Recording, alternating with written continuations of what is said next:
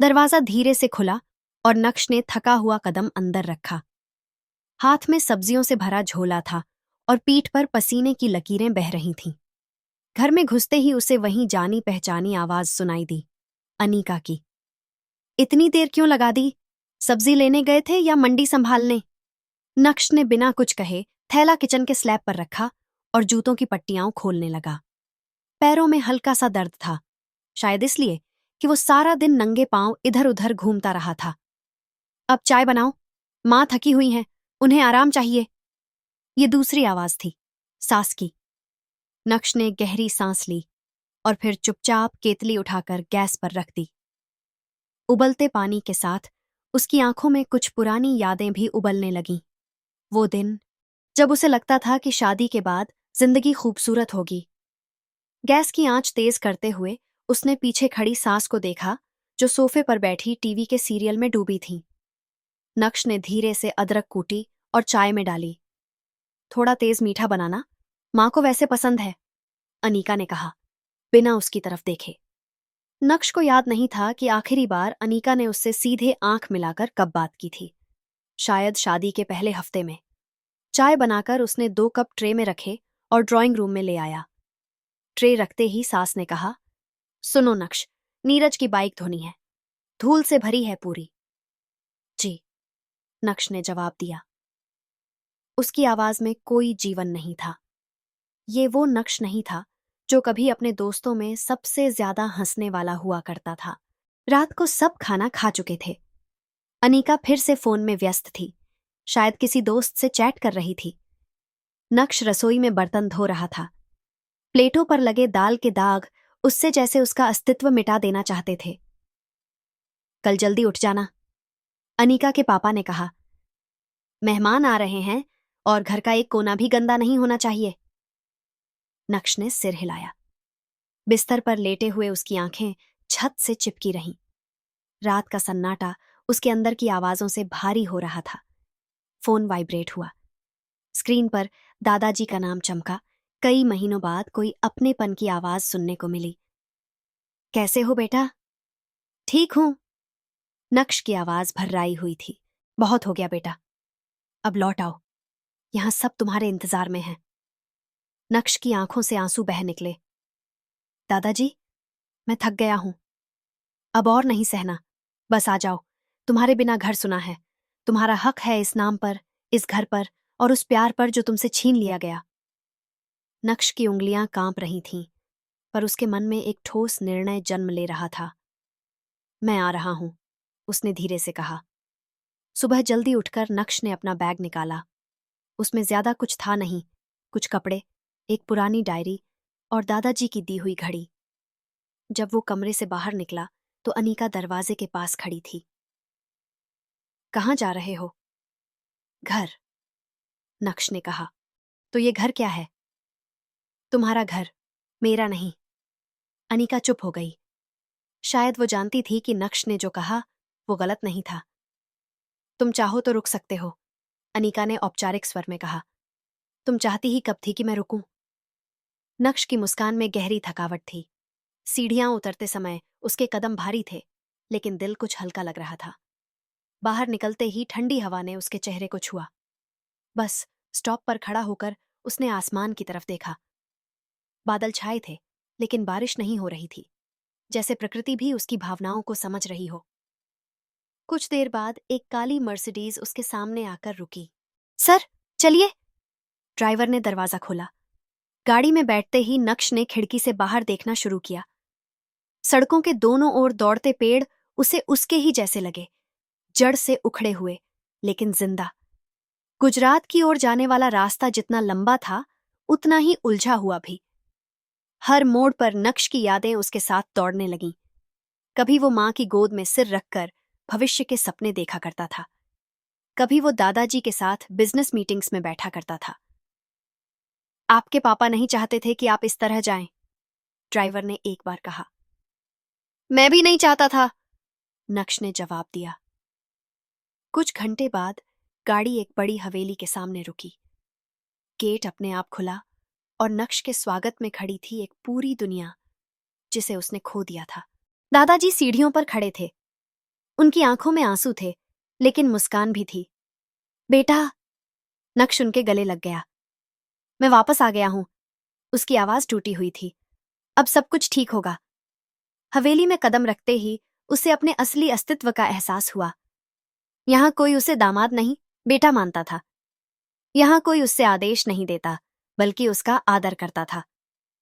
अगले दिन सुबह दादाजी ने उसे अपने स्टडी रूम में बुलाया। ये सब तुम्हारा है। तुम्हारे पापा ने इसे संभाला, अब तुम्हारी बारी है। नक्श ने उस कुर्सी की तरफ देखा जहां उसके पापा बैठा करते थे। क्या मैं काबिल हूं? तुम सबसे ज्यादा काबिल हो, दादाजी ने कहा। उसने फाइलें खोलीं, प्लान्स पढ़े और धीरे धीरे उस विरासत को समझना शुरू किया जो कभी उसका हुआ करती थी। हर कागज के पन्ने के साथ वो खुद को फिर से पा रहा था। हर दस्तखत के साथ वो अपने आत्मसम्मान को दोबारा हासिल कर रहा था। शाम को जब हवेली की बालकनी से नीचे देखा तो सूरज डूब रहा था, पर नक्श को पता था ये डूबता सूरज उसकी जिंदगी में एक नए उजाले की शुरुआत है। वो अब टूट चुका नहीं था, वो फिर से बना था, ज्यादा मजबूत, ज्यादा सच्चा। और इस बार वो झुकेगा नहीं। हवेली की दीवारें फिर से आवाजों से गूंजने लगी थीं। नक्श को आए अभी कुछ ही दिन हुए थे, लेकिन उसके कदमों की आहट से घर के गलियारे फिर से जीवंत हो उठे थे। सुबह की ठंडी हवा में वो बालकनी में बैठा था, हाथ में एक गर्म कॉफी का कप और सामने खुला हुआ लैपटॉप। नक्श, नाश्ता तैयार है? आवाज आई तो उसने मुड़कर देखा। पुराने नौकर हरिदास थे, जिनके चेहरे पर मुस्कुराहट थी। लाइए, यहीं रख दीजिए।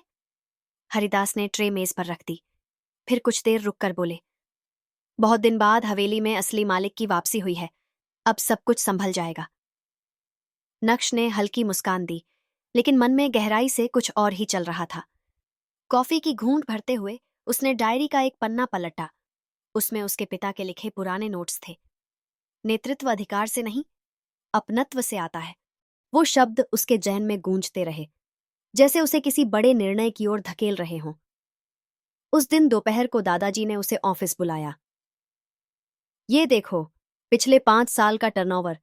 तुम्हारे पापा ने बिजनेस को कहां से कहां पहुंचा दिया, लेकिन अब कुछ चीजें बदलनी होंगी। जमाना अलग है, सोच भी अलग होनी चाहिए। नक्श ने कागज लिए और ध्यान से देखने लगा। कुछ देर बाद बोला, हमें डिजिटल ट्रांजिशन की ओर जाना होगा। सिर्फ ट्रेडिशनल बिजनेस मॉडल से काम नहीं चलेगा। दादाजी मुस्कुराए। मैं जानता था तुम आओगे तो नए रास्ते लाओगे। ऑफिस में नक्श के नाम की नेम प्लेट लगाई गई, डायरेक्टर।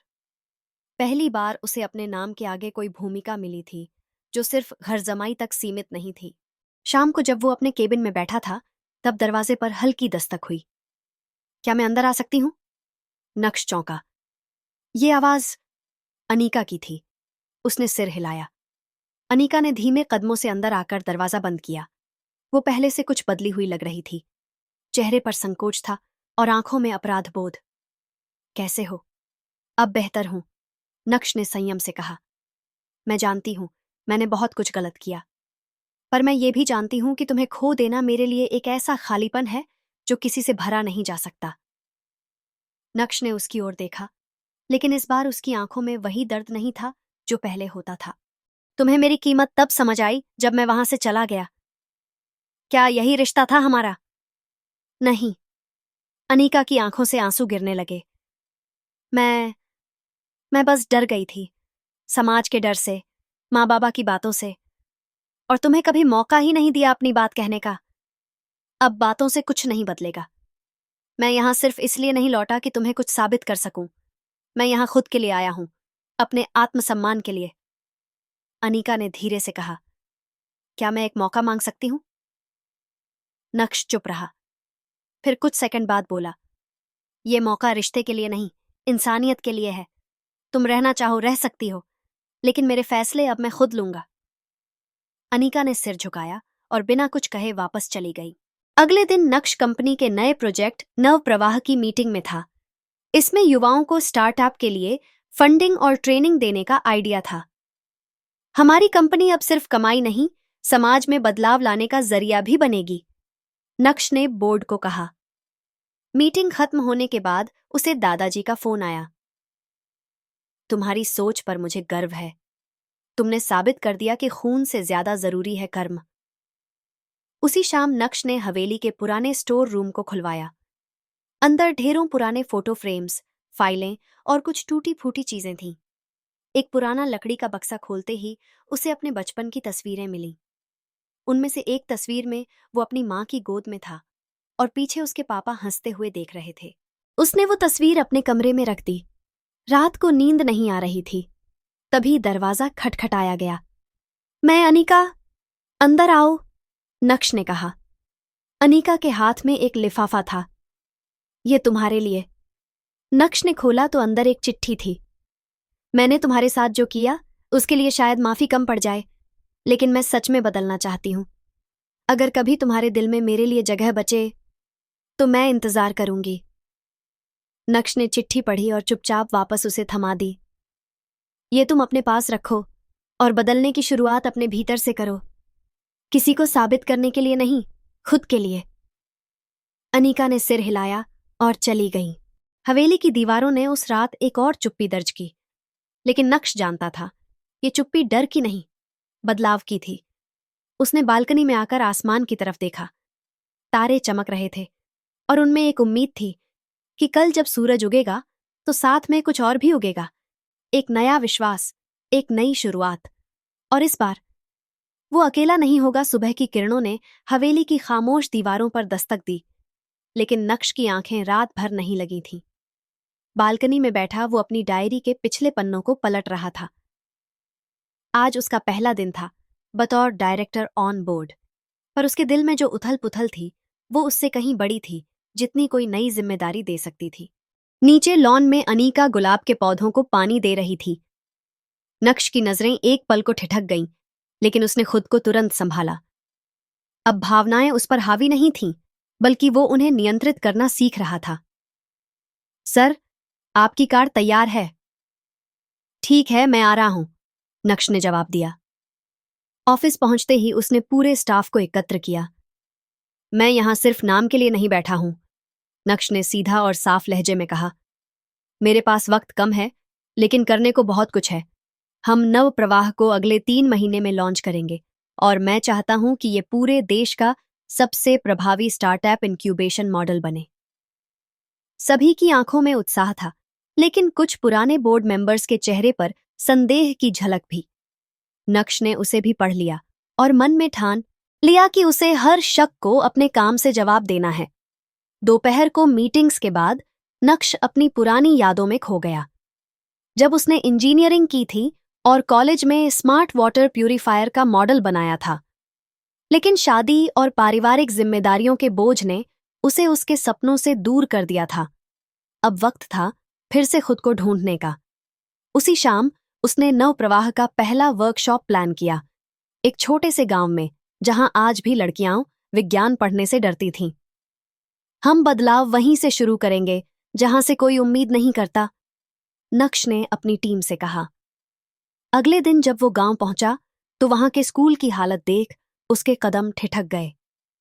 छत टपक रही थी, बिजली नहीं थी और बच्चों के पास किताबें तक नहीं थीं। सर, ये जगह वर्कशॉप के लायक नहीं है, एक टीम मेंबर बोला। नक्श ने मुस्कुराकर जवाब दिया, यही तो असली जगह है। हम अगर यहां बदलाव ला सकते हैं तो कहीं भी ला सकते हैं। उसने खुद अपने हाथों से क्लासरूम साफ करवाया, प्रोजेक्टर सेटअप किया और बच्चों से बात करना शुरू किया। क्या तुम जानते हो तुम्हारे पास क्या ताकत है? उसने पूछा। एक लड़की खड़ी हुई। हमें तो लगता है हम कुछ नहीं कर सकते। नक्श झुका और उसकी आंखों में देखकर बोला, तुम्हारी आंखों में जो सपना है वही तुम्हारी सबसे बड़ी ताकत है, और मैं वादा करता हूं तुम जो बनना चाहो बन सकती हो। वो वर्कशॉप 3 दिन चला और उस दौरान नक्श ने महसूस किया कि असली संतोष किसी को कुछ दे पाने में है, not just business but purpose. इधर अनीका हवेली में अकेली होती जा रही थी। नक्श की दूरी और उसके ठंडे व्यवहार ने उसे उसके अपने फैसलों पर सोचने को मजबूर कर दिया था। उसने मां से बात की। क्या वाकई मैंने नक्श के साथ गलत किया? उसकी मां चुप रही। पर एक आह भरकर सिर्फ इतना कहा, जो पुरुष चुप हो जाए समझ लो वो टूट चुका है। अनीका की आंखों में आंसू भर आए। वो उस रात नक्श के कमरे के बाहर खड़ी रही, लेकिन अंदर जाने की हिम्मत नहीं हुई। हवेली में एक शाम दादाजी ने नक्श को पास बुलाया। तुम्हारे पापा चाहते थे कि तुम खुद का ब्रांड बनाओ, एक नाम जो सिर्फ हवेली या खानदान से ना जुड़ा हो। मैं कोशिश कर रहा हूं दादाजी। नहीं, तुम कर चुके हो। उन्होंने एक लेटर बढ़ाया। ये ग्लोबल स्टार्टअप नेटवर्क की इनविटेशन है। तुम्हें बर्लिन बुलाया गया है नव प्रवाह को प्रेजेंट करने के लिए। नक्श ने चुपचाप पत्र लिया। उसके अंदर कुछ टूटकर जुड़ने लगा था। जाने से एक दिन पहले नक्श अपने कमरे में सामान पैक कर रहा था जब अनीका अंदर आई। मैं जानती हूं तुम मुझसे दूर जा चुके हो, लेकिन क्या तुम मुझे एक मौका दोगे साथ चलने का? नक्श ने उसकी ओर देखा। इस बार उसकी आंखों में कोई गुस्सा नहीं था, बस एक शांत स्वीकार। तुम्हें चलना है तो चलो, लेकिन इस बार मेरी बराबरी पर चलना। अनीका की आंखों से आंसू बह निकले। बर्लिन की कॉन्फ्रेंस में नक्श ने नव प्रवाह को जिस आत्मविश्वास से प्रस्तुत किया, उसने सबको चौंका दिया। स्टैंडिंग ओवेशन मिला और उसे young social leader of the year का अवार्ड भी। कॉन्फ्रेंस के बाद जब वो होटल लौटा तो कमरे में एक नोट मिला। तुमने साबित कर दिया कि नाम से नहीं, काम से पहचान बनती है। अब तुम सिर्फ नक्श नहीं, एक मिसाल हो। दादाजी? वो मुस्कुराया और बालकनी में जाकर आसमान की ओर देखा। तारे वैसे ही चमक रहे थे जैसे उसके सपनों में, पर आज उनमें उसे अपना प्रतिबिंब दिख रहा था, क्योंकि अब वो सिर्फ किसी का दामाद नहीं था, अब वो खुद था, नक्श,